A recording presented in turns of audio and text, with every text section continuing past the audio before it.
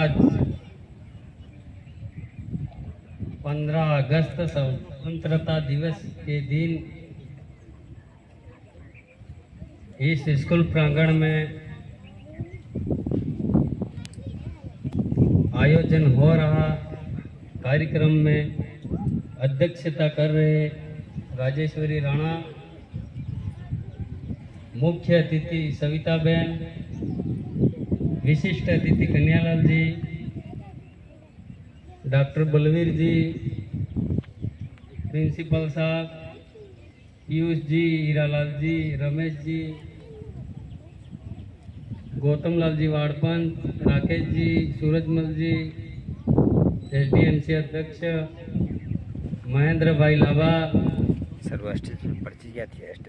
फौजी राम जी बड़ी खेन से, सबके नाम लेने लगूं तो समय ज़्यादा हो जाएगा, समय कम है। स्वतंत्रता दिवस की आप सब भारत देश के मालिकों का हार्दिक जोहार और इस देश में रहने वाले नागरिकों का भी हार्दिक जोहार। मैं ये क्यों कह रहा हूं वो आपको समझने और सुनने की बात है। ये मूल मालिक क्या है और नागरिक क्या है। मूल मालिक मतलब तूड़ मूड़नो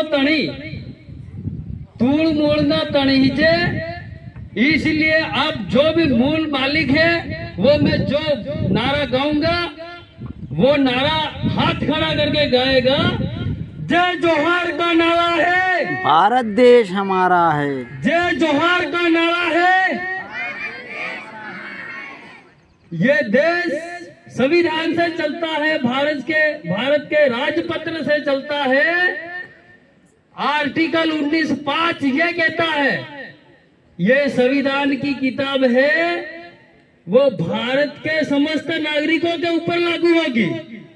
लेकिन आर्टिकल 19 का पैरा 6 ये कहता है कि ये किताब में लिखे हुए जितने कानून और कायदे हैं और सिर्फ इस देश के मालिकों पे लागू नहीं होंगे। वो मालिक है अपन। ये भारत देश का संविधान कह रहा है, कोई एरा गेरा नहीं कह रहा है।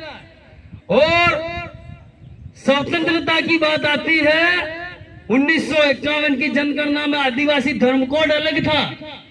कांग्रेस की सरकार रहते हुए 1961 में इन कांग्रेसियों ने, इन इंडो आर्यन लोगों ने देश के मालिकों के साथ अन्याय करते हुए हमारी जनगणना अलग नहीं करने दी। इन लोगों ने आज तक हमारी जनगणना अलग नहीं हुई।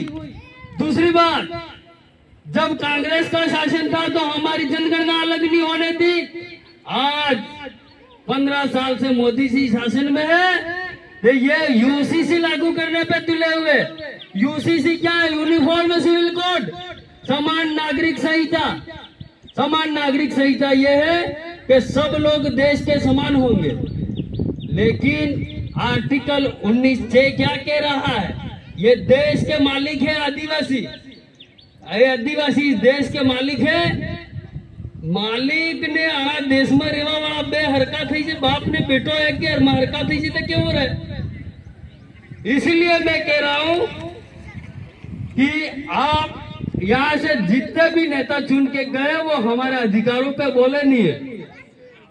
कभी कोई राम कथा करा रहा है, कोई भागवत कथा करा रहा है, कोई कर्म कांड करा रहा है, लेकिन स्कूलों में आज दिन तक 77 साल हो गए ये देश आजाद हुआ ने, अब तक संविधान क्यों नहीं पढ़ा रहे हो तुम?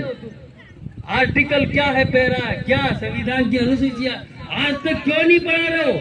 आदिवासियों का इस देश को आजाद होने के बाद में अत्याचार हुआ है और अधिकारों का हनन हुआ है।